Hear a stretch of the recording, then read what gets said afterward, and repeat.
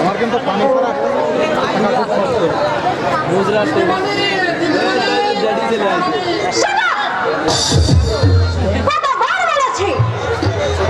আমার সঙ্গে ওই সমস্ত অশিক্ষিত চাকরকে গিয়ে কথা বলবি না। আমাকে দিদিমণি না বলে ব্যবসা বলে রাখবি। আমার ভুল হয়ে গেছে ব্যবসা। শিকারটা গাড়িতে ঘুরে দিয়েছিস তো? না ব্যবসা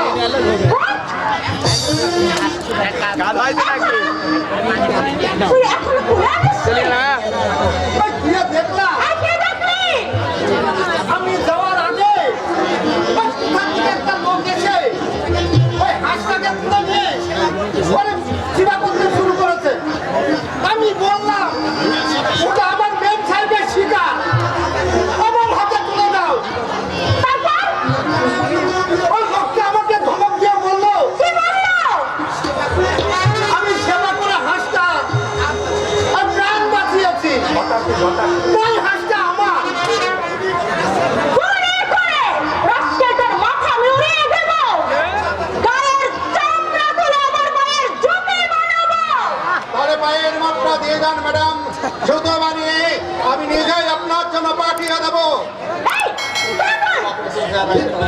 এই একটা শিকার কেড়ে নিয়েছে মেম সাহেব।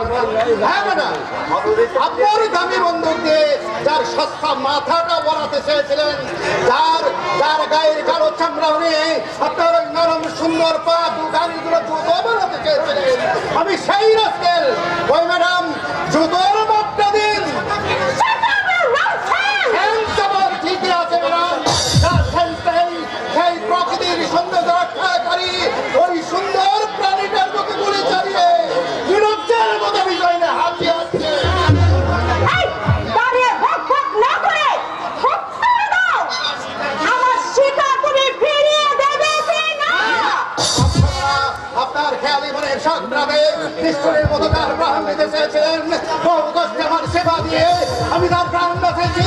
সেই অপরটা হাত থাকে আমি কখনোই আপনার মতো কষ্টের হাতে তুলে দেব না। তাহলে এই বন্দুক দিয়ে আমি তোর শিকার করতে যাব না। কি করছো মেম সাহেব?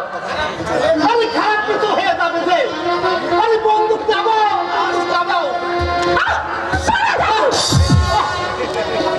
ছোট মুখে বড় কথা একদম বলবি না। যে অন্যায় করেছে তার নির্মম পরিণতি এক্ষুনি ওকে আমি টের পাইয়ে দেব। আপনি ওভাবে থরথর করে কাঁপছেন কেন? বন্দুকের ভারে বুঝি আপনার ওই নরম হাত দুটো অবশ হয়ে আসছে। চালান গুলি চালান। পারলেন না তো? হাতে বন্দুক থাকলেই গুলি চালানো যায় না ম্যাডাম, তার জন্য হিম্মত চাই, হিম্মত। এই!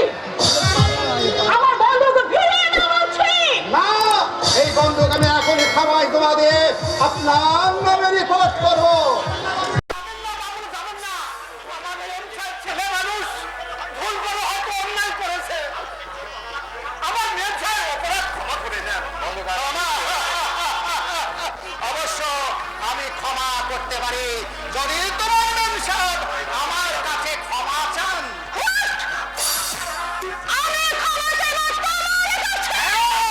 আপনি হাত জোর করে আমার কাছে ক্ষমা চাইবেন, তাহলে বন্দুকটা আমি থানাতে জমা দিয়ে আসি। বাবু যাবেন না। মেম সাহেব ক্ষমা চেয়ে নাও, নইলে সর্বনাশ হয়ে যাবে। বন্দুক তোর হাতে না থাকলে আমায় ক্ষমা করো। ওভাবে নয়, ওভাবে নয়, নম্রভাবে হাত জোর করে ক্ষমা চান। মেম সাহেব বাবু যা বলছে তাই করুন, ক্ষমা চেয়ে নাও।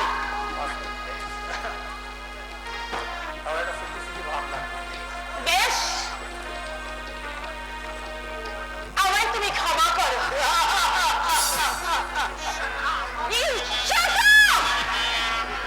আজকের মতো আপনাকে আমি ক্ষমা করলাম, কিন্তু মনে রাখবেন ম্যাডাম, এই শান্তিপুরের মাটিতে দাঁড়িয়ে আজ যদি কোনোদিন কোনো প্রাণীর মুখে গুলি চালানোর স্পর্ধা দেখান, তাহলে আজকের মতো শুধু আপনার হাত থেকে বন্দুকটাই ছেড়ে দেওয়া, সেই সাথে আপনার ওই নরম হাত দুটো আমি মুসলিম ভেঙে দেবো। কথাটা মনে রাখবেন। You rascal! তোমাকে আজ আমি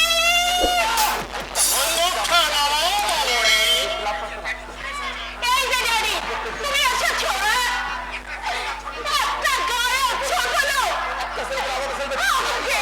আমাকে অপমান করে চলে গেল। মাঝে মধ্যে এমন একটু একটু অপমান সহ্য করতেই হয় মা মনে। তুমি কি জানো ড্যাডি? ও আমার শিকার করা বলে হাসতার তারিখ বাঁচে আমার তাকে কাছে মরিয়ে দিয়েছে।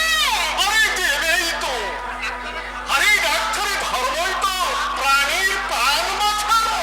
ডাক্তার, হ্যাঁ, যাকে তুই গুলি করতে চেয়েছিলি সে কোনো সামান্য লোক নয়, এর থেকে সদ্য ডাক্তারি পাস করে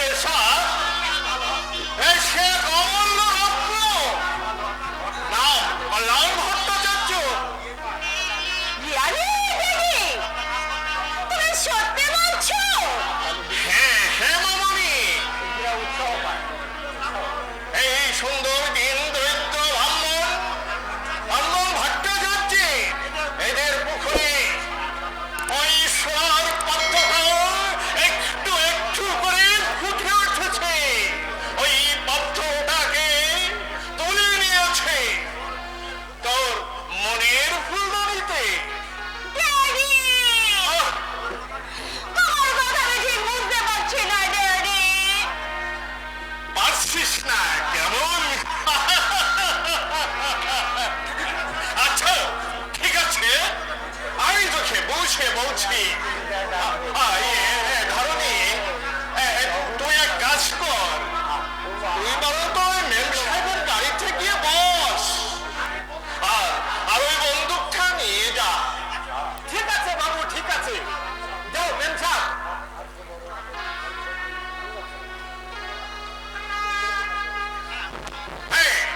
মামনি, যা বলছিলাম আরে আমি বলতে চাই, কি তোর অপমানটা তুই নীরবে সহ্য করেছিস, কিন্তু তুই আর করিস না। ড্যাডি? আর আমি আজই ওকে আমার বাড়িতে নেমন্তন্ন করে আসবো, তারপর ঠাকুর তোকেই করতে হবে। তার মানে তোর শিকার ছিনিয়ে নে, ও তোকে যেভাবে অপমান করে চলেছে তার প্রতিশোধ নিতে ওকে তুই বরণ করে নিবি। কিন্তু কি হবে ড্যাডি? বাবা তুই, আরে তোকে আমি কি করে বোঝাবো মামনি? ভাই আমি বলছিলাম, ভাই যৌবনের টোপ ফেলে দেহের লোভ দেখিয়ে তোকে তুই ড্যাডি! কল্যাণ শুধু একটা রত্ন নয়, একটা অভুক্ত রত্ন। ওর মধ্যে প্রবেশ করতে পারলে সারা জীবন তোর আর সুখের অভাব হবে না, কথাটা মনে রাখিস। ঠিকই বলেছে ড্যাডি। মিথ্যা অসৎ মনে পুষে না রেখে আমি চাই সত্যিকারের সুখের স্বাদ। তাই আজ থেকে আমার only and one target ওই ডাক্তার কল্যাণ ভট্টাচার্য।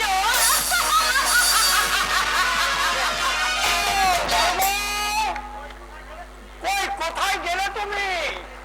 বড় কি হলো? তুমি এমন আনন্দে আত্মহারা হয়ে ছুটে এলে কেন? আনন্দে আত্মহারা হবে না, আজ যে আমার সবচেয়ে বেশি আনন্দের দিন। আনন্দের দিন? হ্যাঁ বড় বউ, আজ তোমাকে আমি এমন একটা দারুণ খুশির খবর দেব যা শুনলে তুমি একেবারে আনন্দে দিশাহারা হয়ে যাবে। কি খবর গো? কি খবর? আমাদের কল্যাণ মস্ত বড় ডাক্তার হয়েছে। হ্যাঁ, এই দেখো দেখো, খবরের কাগজে কল্যাণের ছবি বেরিয়েছে। খবরের কাগজে কলমের ছবি?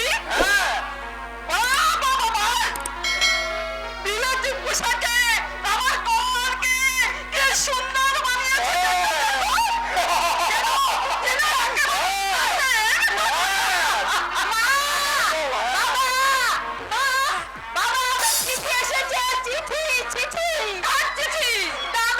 কে লিখেছে? আগামী 19 এপ্রিল আমি বাড়ি আসছি, তোরা সবাই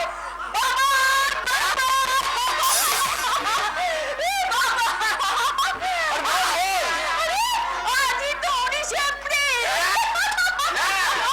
আজই তো 19 এপ্রিল, হ্যাঁ মানে আজই আমার কল্যাণ বাড়ি আসছে। হ্যাঁ, আজই আমার কল্যাণ বাড়ি আসছে। ওরে ওরে চাঁদা, তোর চিঠি পড়ে কাজ নেই। ওরে অমলান, তুইও শুনে যা।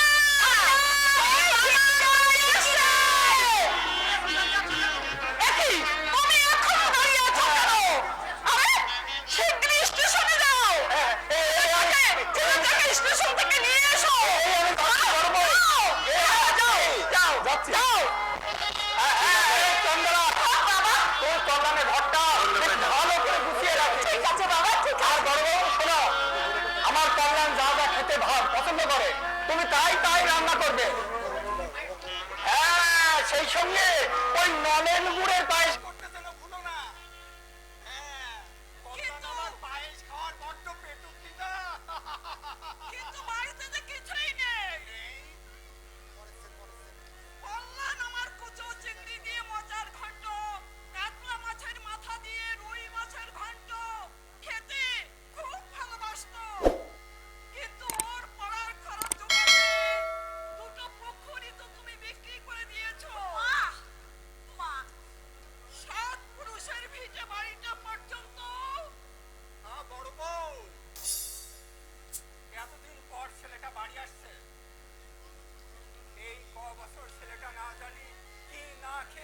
কাটিয়েছে।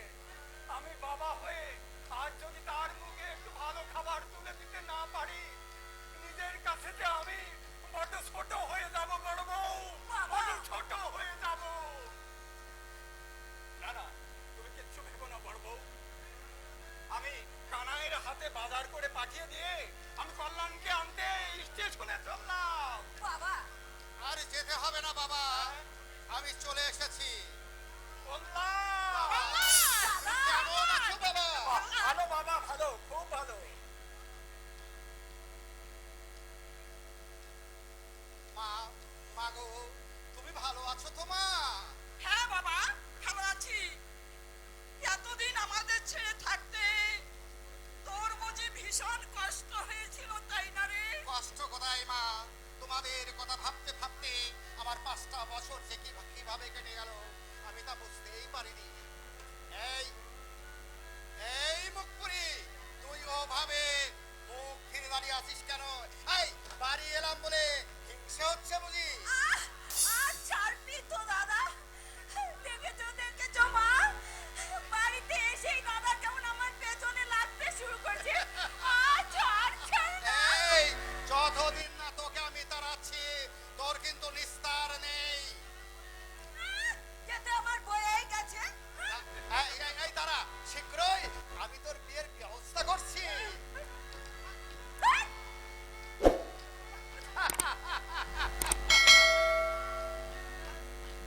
আচ্ছা মা, অম্লান কোথায় দেখছি না তো?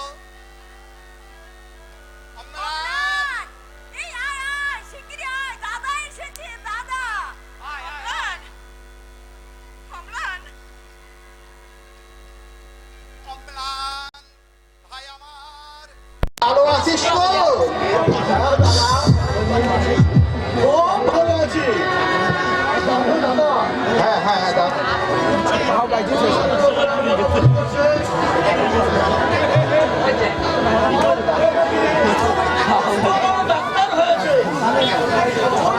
যাবে নাম্বার রাখা যায়। বেরিয়েছে তো, এই দেখ না, হ্যাঁ দেখ দেখ, কত বড় ছবি বেরিয়েছে। কি সুন্দর দেখা যাচ্ছে। জানো বাবা, আমার দাদা যে এত বড় ডাক্তার, সে কথা আমি ভাবতেও পারছি না। ওই ছবিটা দেখেও তুই বিশ্বাস করতে পারছিস না? পারছি রে দিদি, পারছি। একটা কথা ভাবতে আমার বন্ধ কষ্ট হচ্ছে। আমার মতো একটা বন্ধু বুঝবো ছেলে একটা বিরাট ফেরত ডাক্তারকে দাদা বলে ডাকছে, দাদার সম্মান ছোট হয়ে যাবে না তো? চর মারবো পাছি। ওরে বোকা, শিক্ষার মাপকাঠিতে কখনো সম্পর্কের বিচার হয় না। আমি যত বড় ডাক্তারই হই না কেন, আর তোর শিক্ষার মান যতই কম হোক না কেন, তোর আমার রক্তের বন্ধন কখনোই ছিন্ন হওয়ার নয় রে, কখনো ছিন্ন হওয়ার নয়।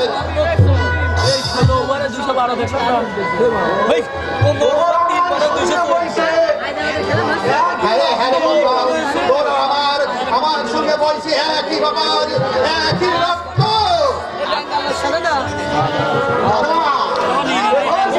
আমার জিনিস কিনে দিতে হবে। কি জিনিস? একটা 3 চাকার সাইকেল। 3 চাকার সাইকেল। এই ক্লাসে হাঁটতে আমার বড় কষ্ট হয় দাদা।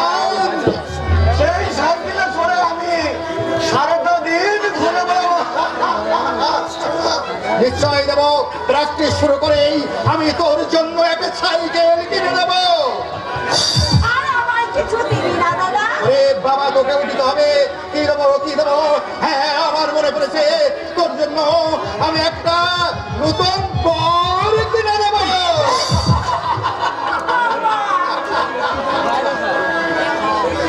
যাক, অনেক হয়েছে।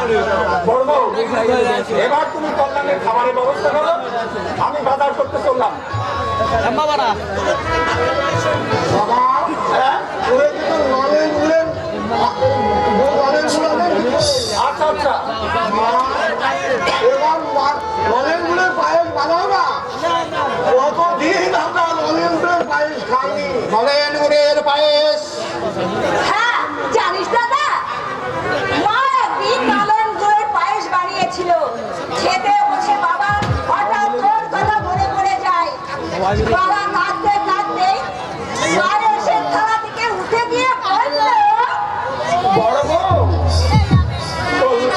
বললাম যে আমার এই পায়েস খেতে বড্ড ভালো লাগতো, তাকে ফাঁকে দিয়ে এই পায়েস আমি গোগ্রাসে কিনবো। না বড় বউ, না, তা হয় না। এই পায়েস তুমি পুকুরের জলে ফেলে দিও। বাবা সেদিন পায়েস খাইনি দাদা। মা সব পায়েসটুকু ওই পুকুরের জলে ফেলে দিয়েছিল। পুকুরের জলে ফেলে দিয়েছিল। আমি বেশ বুঝতে পারছি আমাকে বিলেতে পাঠিয়ে এই 5টা বছর তুমি কত সুখে দিয়ে দিয়েছ। আমার বাকি নেই। কেন তোমরা আমাকে ডাক্তারি মাঝে বিলেতে পাঠিয়েছিলে? আমি কি সেখানে হারিয়েছিলাম? আমাকে কেন তোমরা ডাক্তারি মাঝে বিলেতে পাঠিয়েছিলে? তুই দুঃখ করিস না বাবা, আজই আমি তোদের জন্য নলেন গুড়ের পায়েস বানাবো। দেখো দেখি আজকের দিনে এইভাবে দুঃখের চোখ ফেলতে আছে।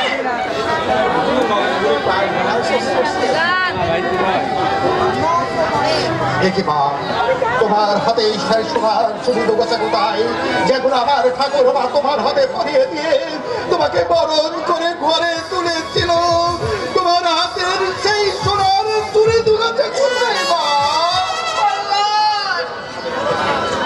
কি হলো মা, চুপ করে আছো কেন? বলো মা, বলো, তোমার হাতের সেই সোনার চুরি দোকানটা কোথায়? ওসব কথা এখন থাক না বাবা, আগে খাওয়া দাওয়া সেরে বিশ্রাম নিবি। না বাবা না, আগে আমাকে জানতেই হবে। বলো বাবা, বলো, আমার মায়ের হাতের সেই সোনার চুরি দুগাছা কোথায়? আমি বলছি দাদা, তোর ডাক্তারি পড়ার খরচ জোগাতে বাবা সেগুলো বিক্রি করে দিয়েছে। হ্যাঁ দাদা, সেই সঙ্গে আমাদের পুকুর দুটো বিক্রি হয়ে গেছে রে দাদা। চন্দ্রা, আহা চন্দ্রা, তুই থামবি? না বাবা, দাদার ভবিষ্যৎ করতে গিয়ে আজ যে তুমি কতখানি ক্ষত বিক্ষত হয়েছো সেটা দাদার জানার প্রয়োজন। সর্বনাশের আর কি বাকি আছে তুই বলতে পারিস চন্দ্রা? আরো আছে রে দাদা, আরো আছে। তোর পড়ার খরচ কুলাতে না পেরে বাবা আমাদের এই ভিটে বাড়িটা ওই ভজ জেঠুর কাছে বন্ধক দিয়ে ফেলেছে। বাহ, চমৎকার বাবা, চমৎকার। তোমার কর্তব্য রক্ষার কি অপূর্ব নিদর্শন।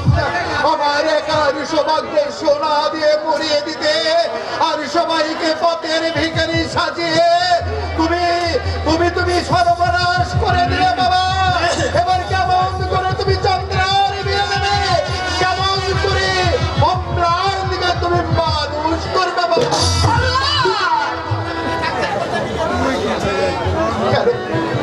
কেন তোমরা আমাকে ডাক্তারি পড়াতে বিলেতে পাঠিয়েছিলে? কাঁদিস নে বাবা, কাঁদিস নে। ওকে পাঁচজনের একজন করে গড়ে তুলতেই তো আমরা। আমাকে 5 জনের একজন করে গড়ে তুলতে 7 পুরাণ সবাইকে পথের ভিখারি সাজিয়ে 7 পুরুষের ভিড়ে এই স্বর্গটাকেও তোমরা বন্ধক দিলে মা। তাতে কি হয়েছে বাবা, আর তুই যে আমাদের একমাত্র অবলম্বন, তাই নিঃস্ব হয়েও আমি তোকে আমরা মনের মতো করে মানুষ করেছি। তুই আমাদের জন্য আরেকটা নতুন স্বর্গ তৈরি করে দিতে পারবি না বাবা? তুই চন্দ্রাকে পাত্রস্থ করে অন্যায়ের দায়িত্ব নিতে পারবি না? বল বল।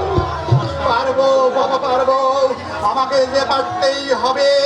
আমার শ্রদ্ধা ভক্তি ভালোবাসা দিয়ে আমার নতুন স্বর্গের মাঝখানে যেমন আমার এই ভগবতীকে বসিয়ে বলবো,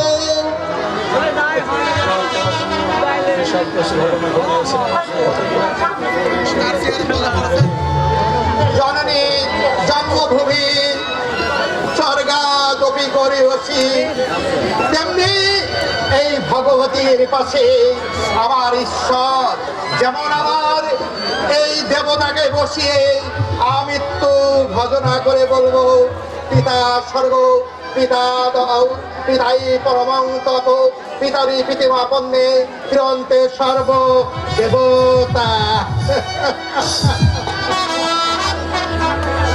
যাক, আর মন খারাপ করিস না। হ্যাঁ কল্যাণ, ওর কিনসুক লাহিনী কাকু তোকে একবার ওনার বাড়ি থেকে বলেছেন গ্রামে একটা হাসপাতাল করার জন্য তোর সাথে নাকি কি সব আলোচনা করবে। ঠিক আছে বাবা, আগামীকাল যাবো। আচ্ছা এখন ভিতর চল, হ্যাঁ বিশ্রাম নিবি। চলো মা, চলো বাবা। চলো। আয়। আমার বেটো